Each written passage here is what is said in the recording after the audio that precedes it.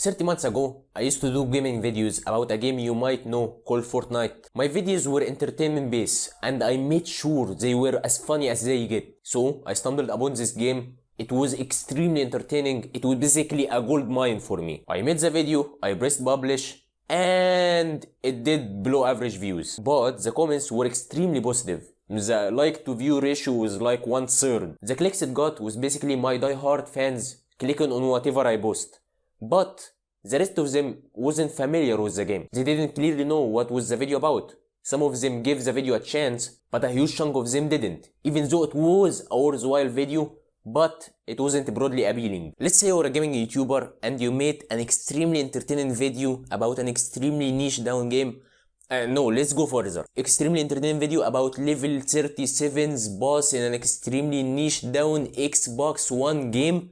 It will obviously get no views compared to Minecraft. Minecraft is kinda the most popular game right now. So whatever content you make, there is a 3-step process you can go through to make your content more broadly appealing. A way you can do that is by laying down all the topics you might be interested in, then comparing the reach of the biggest YouTubers in each topic. Then you can pick the topic with the biggest reach and become the best version of yourself presenting that topic. Another way you can do that more efficiently is by using Google Trends. Just Google Trends and it's the first link that shows up. Compare different topics. Let's say Minecraft and PUBG. You might find your answer there. This course is about going viral, so you need to jump on the most popular thing right now, even though you rather do something else. Niche out. Niching down is for stability, niching out is for virality. Let's say you're making programming based content. Making a video titled, I made a Python game in 48 hours will obviously get more views than a video titled, Python template code for classification with course validation 20 models. The first one might not benefit the viewer as much as the second one, but the first one will get way more impressions. Casual Python users will click on it. Hardcore Python users will click on it, even non-programmers will click on it. So look at your idea and ask yourself,